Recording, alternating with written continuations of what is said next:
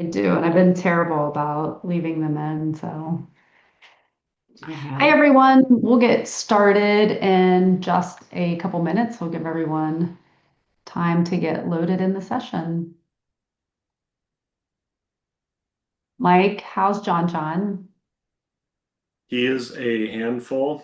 He's fully in on the imagination stage, which then makes it fun because you start talking to him about things that happened at school that day, and you have no idea whether it's at all based in reality, but also with toddler life, half the ridiculous things he says are true. So it's like, okay, let's play the We game. say this, we say the same things about Tracy when she's drinking. I was about to say, yeah, it still continues on. There's sometimes my kids are talking to me and I'm like, is this reality or yeah. There's a number of times that I've brought up how similar stories are between drunk people and toddlers. So if I tell you, well, this morning he was in the middle of taking a sip from his cup and he fell backwards off the bench, you're like, that's definitely happened at a TMC conference. Yeah, I think I've seen it. It Never happens. at TMC, other conferences. Yeah. Yes. How old is he? He's just over two. Oh Okay. man, the thick of it. It's Yeah. it's fun.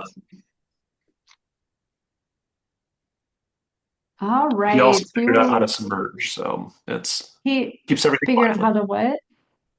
Submerge, fully dunk under in water. So Oh it's Lord, yeah. A little yeah, frightening. running with style. All right, we'll go ahead and get started. Welcome everyone to the SIP, a space where conversation fuels connection and collaboration drives innovation, and industry leaders come together to tackle challenges just like catching up over coffee or the bourbon that I wish I had in my hand right now. The SIP is all about meaningful discussions that move us forward. Hope everyone had a great weekend, and a big thank you to everyone for joining us today. Today's show is sponsored by Advantage Partner Solutions. And I want to be upfront about the shape of this conversation rather than your traditional product pitch. We're going to have real conversation between the three of us about FICO and Vantage Score and what lenders are trying to figure out right now and how to think about risk, the difference between testing a new score and simply turning it on, and where vendors fit in all of it, or as we say at TMC, how our preferred partners fit in all of it. So Tracy King is here representing Advantage Partner Solutions. She is the COO. Tracy, welcome to the SIP. Thank you for having me. I'm excited to be with two of my buddies.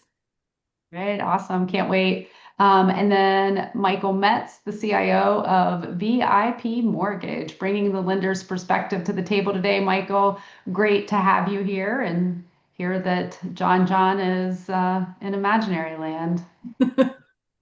I want to be there. Very much so.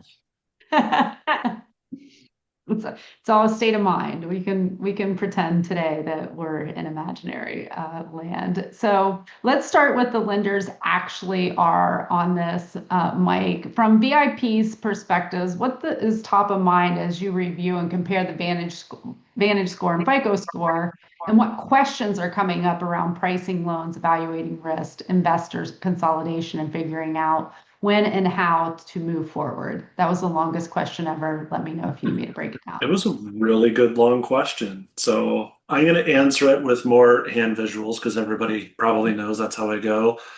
And from my perspective, it's one side like, all right, actual technology and operations. How do we do this? And I think that's worth diving in on because some of that is easy in theory, but then as you get into the details, it gets more complicated. And then you get into what I'll call like the secondary and like actually doing the loans portion of it.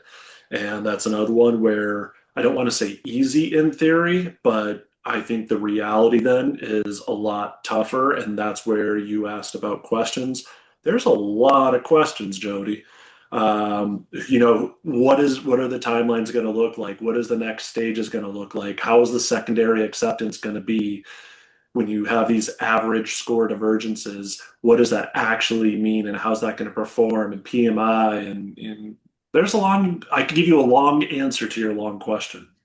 And what's going to happen to pricing? Are we running both models and choosing which alleviates the amount of risk? Yeah, definitely lots of questions that I don't know that any of, or the three of us, we could answer it, but it might be imaginary land to try to predict some of the timing That's and maybe like outcomes the of all appropriate theme of the this kind of where we are in all of this is we're kind of in an imaginary land. Yes.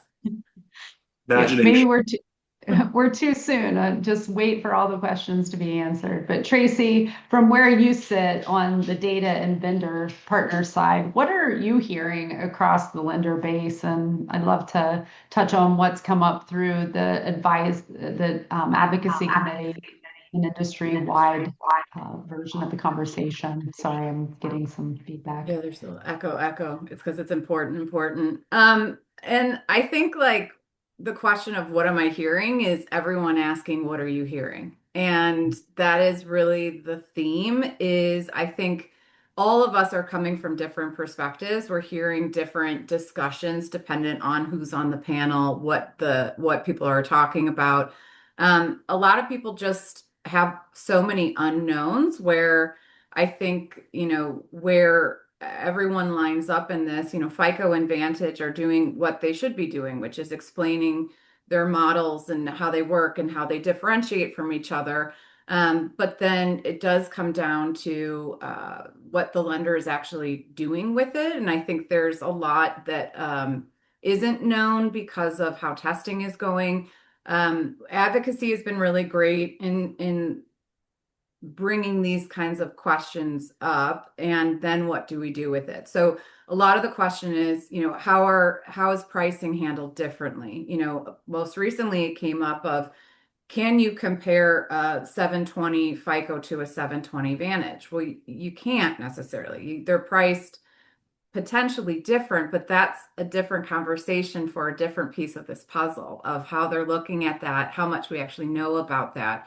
So what advocacy is doing now, we have a meeting actually this week with MBA to start asking some of these questions and how we can move forward as an industry together to get the answers so that we can implement it. So, to Mike's point, there's the technology side, but then once you have all of it, where does the risk lie? What are you taking on as a lender? And a lot of it, if we're being honest, is falling on the lender. The credit decisions, the consumer pricing, but we're looking for someone to set the framework. So I think Yeah. that's coming from, FHFA, the GSEs, and that conversation needs to start happening more so than some of the conversation I think we're seeing, which is a lot of just information on the scoring for the models and how they're differentiating themselves. Yeah.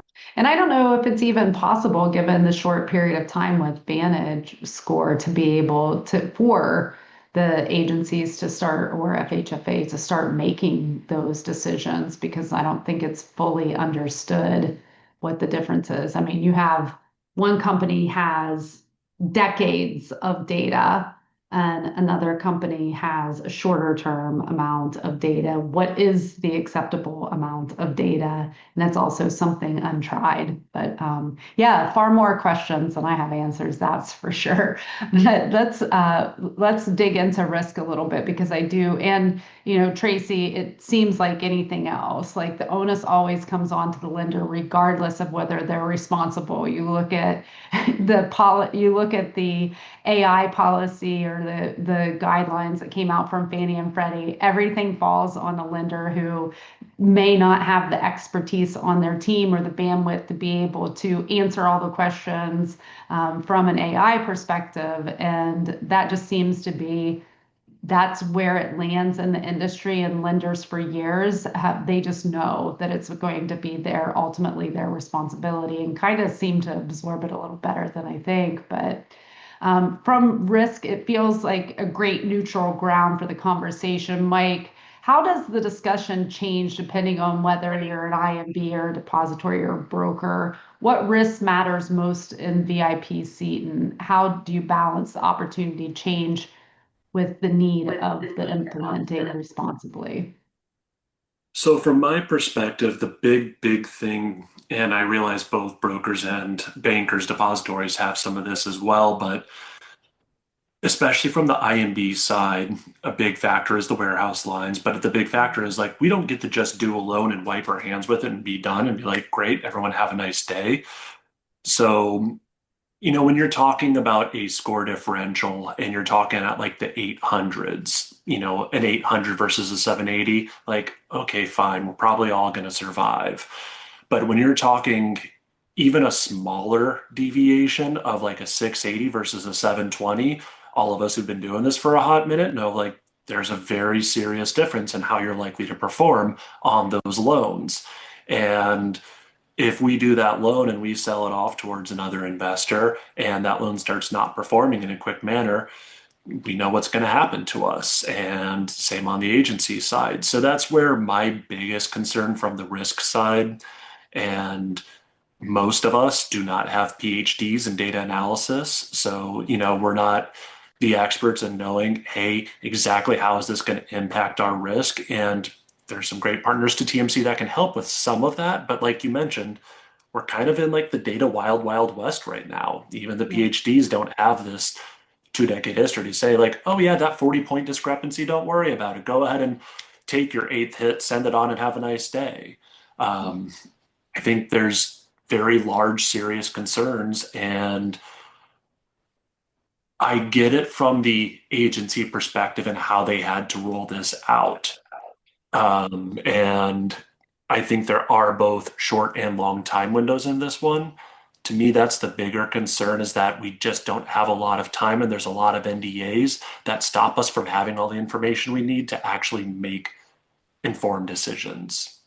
I think that Fannie and Freddie just need to release their decades of data, throw scoring models out the window and say what loans perform and what don't. So that's like while we're in imaginary land, that's where my head goes that we should just do. But I've been explained several ways from both agencies why it's not possible. And I think Tracy even jumped in on the bandwagon of why that wasn't possible.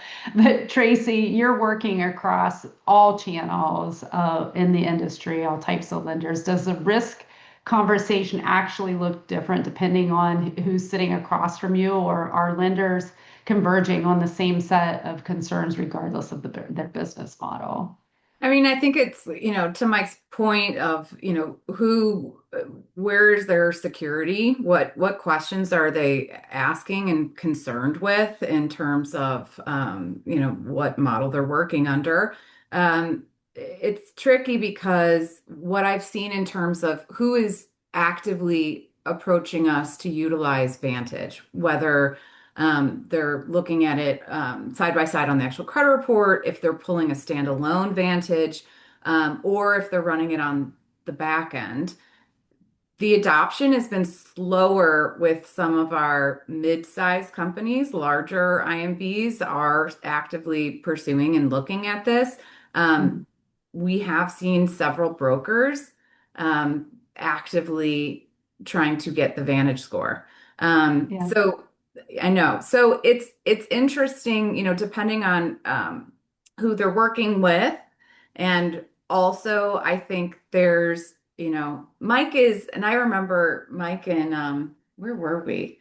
At one of the earlier sessions, and FICO was doing a session at TMC, and he basically had like their book in front of him saying, well, actually, I have a question here, here, here.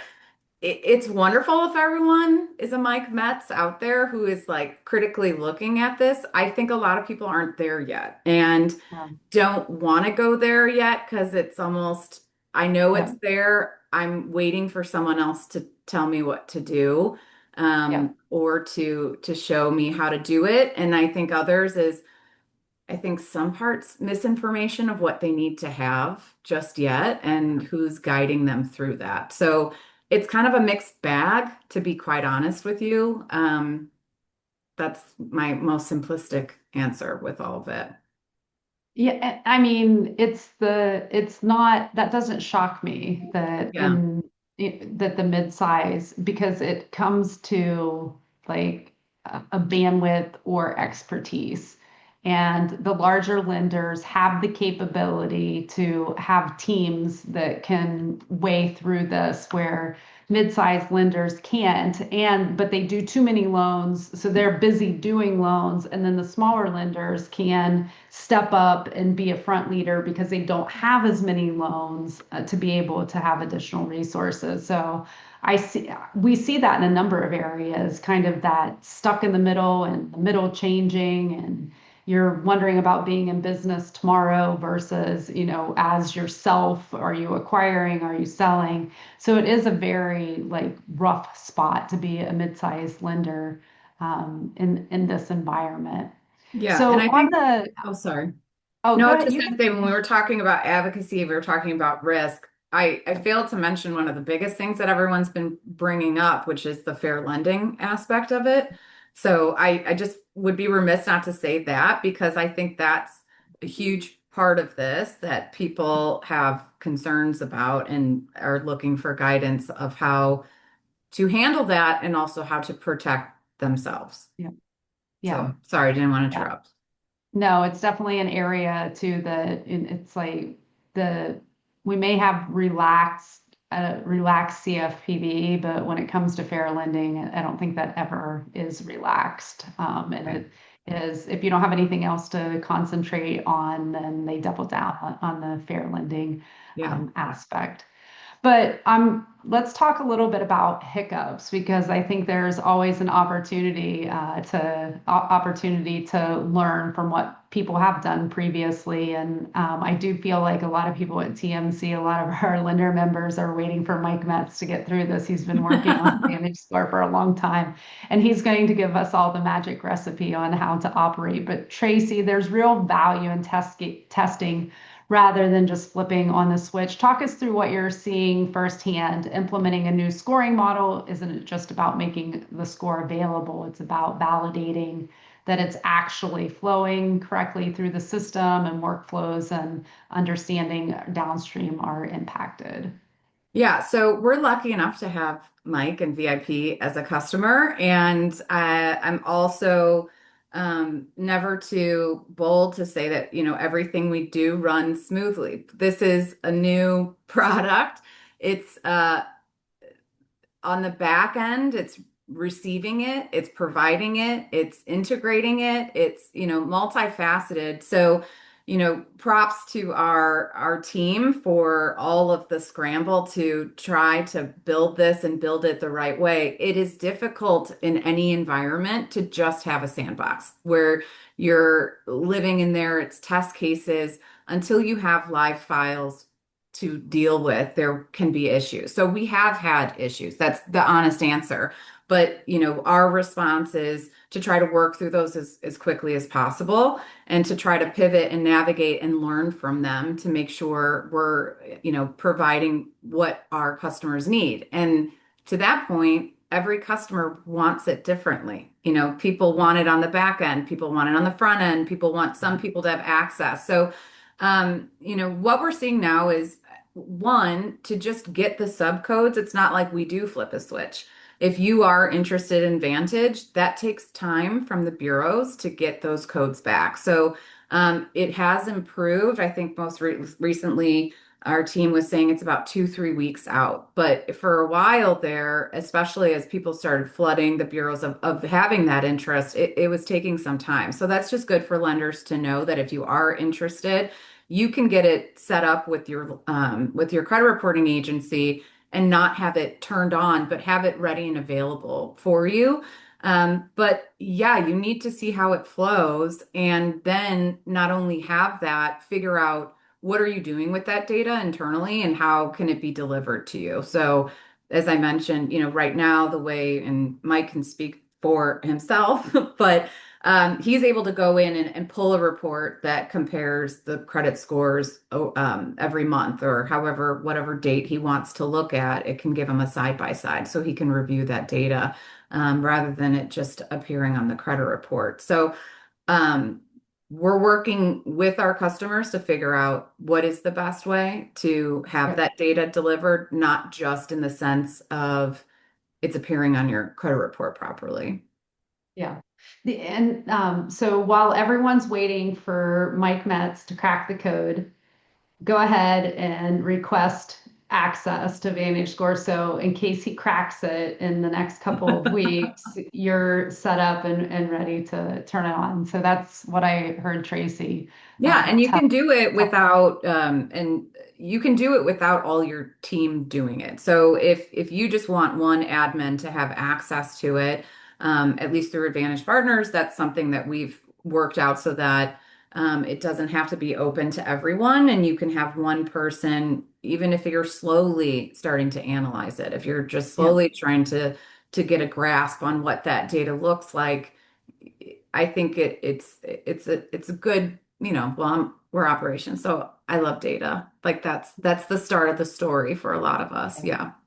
I think leaders need to get in front of this and they need to be able to champion. So getting access now and understanding the differences is really going to lead because you're going to get the question from loan officers from an eligibility perspective of it's like running dual AUS and seeing where you get waivers. It's I want to run both and I want to see where I'm going to get the best pricing and I'm going to want to go with that route, but you may not want to take on the risk regardless of the direction that's going. So I feel like this is a much larger change than when TRED was implemented, just because of it being directly related to pricing and risk, and in a market where there are very thin margins, where every penny counts. So it's a perfect storm and one that executives need to get out in front of so that they can lead their companies with vision and direction.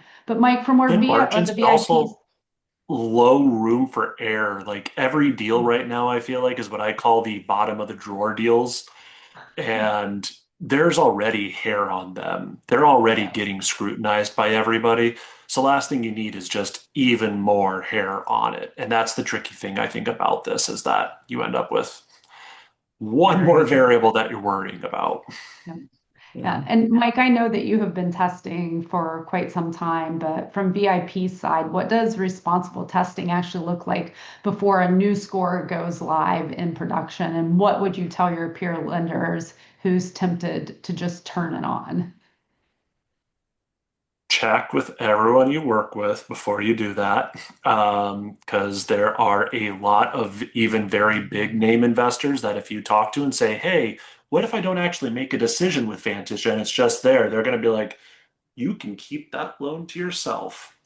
And I don't know how many people have large investors they work with that they just don't want to commit large portions of their volume, but most capital markets are probably not a fan of that idea. I do, like you suggest, get the subscriber code. It's, as far as I'm aware, Tracy, free. You do have to put on your patient pants, but at least you have it so where now you can join when you want to versus having to wait at the starting line. And then you can suppress it and start viewing. You don't have to have your PhD in dataology, which is probably not a real word. Deal with it. Mhm. Um, but, say you get like that 661 score that you want to look at and wonder, well, what would it be if we were looking at Vantage? That's where it starts to help in getting some of that situational awareness for how it might look over and how you may translate. Because everything they give tends to be for average score change and the average borrower. And maybe other lenders have a lot of average borrowers. Congratulations, we do not. We've got, like the large jumbo ones, and then we've got the person who's like, all right, we can make this dream happen. But there's a runway that we're working with here. And it's learning how that difference works for them. Tracy mentioned the learning curve. I think that is a good one to talk about. When we did it, it's one of those things where be prepared. So on our side, we turned it on, we suppressed it because we just wanted to see it.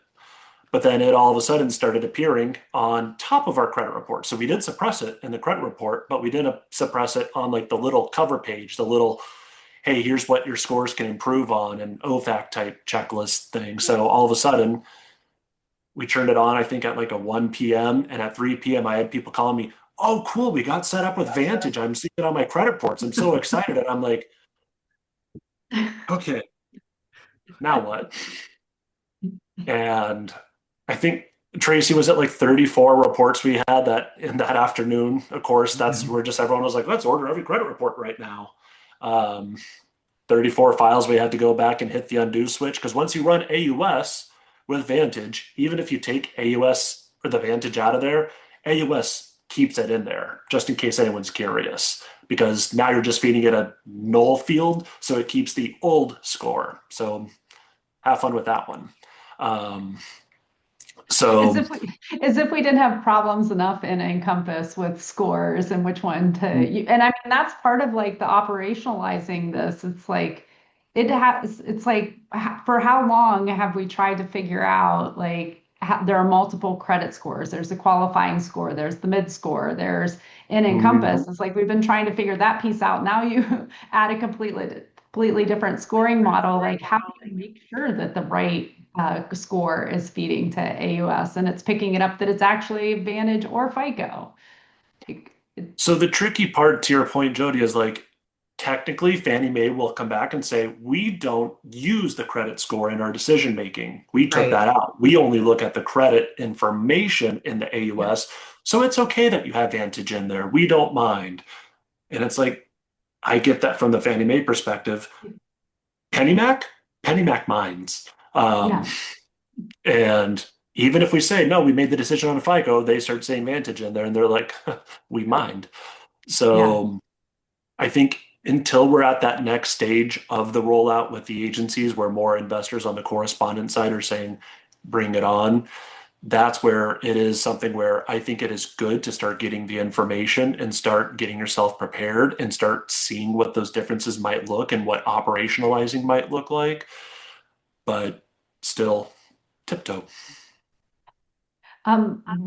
There was a comment in the chat that Ed Erickson is saying, "How do we get the cost of credit down?" That's my main concern. Ed, I'm sorry to disappoint you, but this isn't the show. This is But we not the way. But this is a conversation that we openly have in many of our working groups and ideas and with advocacy about how we can drive the cost of credit down for the consumer. So I would love for you to join those working groups. And then um, Mimi is going to steal your patient pants comment. And I would like to add that I don't own any of those. They do not exist in my closet. Those aren't my jeans either. Yeah. So, Tracy, we're going to start to wrap, but rather than simply delivering data, what responsibility do you think that our preferred partners have to help customers understand what the data is telling them and making informed decisions around it? Yeah, so we're really investing in this right now in terms of time and people and what we're pulling in resource wise because, it's going beyond just delivering data. And I think part of, our responsibility as this grows is to kind of help our customers understand what the data is telling them. So I think there's a missing piece there of, what is Mike doing on his own versus how can we help contribute to that and build something around that. So we're really investing in that and looking at bringing in additional expertise on it and really trying to create a framework that is usable and can be a collaborative experience with our customers and helping in no way advising them on what to do, but allowing them to have tools to help get there. And I think that our responsibility is changing. And I think it's also an opportunity for us to move forward with our customers in a way to, we don't have all the answers. I'm not FICO, I'm not FHFA, I'm not the GSEs. We deliver it, but we get a lot of questions. So however we can help move forward as much as we can or offer assistance. I think that's a new responsibility that I'm looking forward to and giving something tangible versus, you know, what are you hearing? And this is Yep. what I heard. And, Yeah. or this is what we have to offer based off of how this develops. So we're working on that, and I'm pretty excited about it. And Mike, quickly, as a lender on the receiving end of the data, what do you want to see more from your vendor partners as this transition plays out? I think going along with what you said, providing us with some of the best practices and some of the insights from what you've seen is the most helpful. Someone in the comments mentioned that this is going to increase costs, and that's not an advantage doing. We don't get to choose the market we're in. We don't get to choose the regulations. We can advocate for what they do with those, but it's our job that we get to try to do the best we can with what we're given. And I definitely don't like everything that I'm given right now, but that's where we do the best with what we've got. And the more insight we can get about how we might try to, great, this is going to increase my costs. Can I help more deserving people buy homes with it anyways to help redeem that cost? That's the main thing I'm interested in. That's where having a good partner to help you make those decisions is worth its weight in gold. Yeah. Yeah, I and that think that is worth saying again, that Mike said earlier, Vantage is free now. Where that goes, nobody knows. But for now, I'd rather take advantage, pun intended, of utilizing that data where it exists for free than, we don't know how yeah. long that will go for. So. Yeah, absolutely. And TMC's advocacy committee will continue to advocate on behalf of our lender members and not only driving down costs, but trying to get more answers and having more resources for lenders to be able to navigate these waters. But that's a wrap. It's the first time I've gone over on the SIP in over a year of the show, but it's been a great Is that a conversation. compliment? And we truly appreciate your insight shared today. A huge thank you to Advantage Partners Solutions for sponsoring and to Tracy and Mike for lending their expertise. And also a special shout out to everyone who joined today. We'll see you at 2 p.m. Eastern Time next Tuesday and all Tuesdays. And if you're not yet a member and want to explore everything TMC has to offer, please reach out to me directly. If you are a lender member, you're not yet registered for Austin, you have less than 4 weeks. And also, if you do not have a room, you better be getting one because we're almost sold out on hotel rooms. So jump on it. So cheers and see you all next time on the SIP. Thank you both. Bye. Thanks.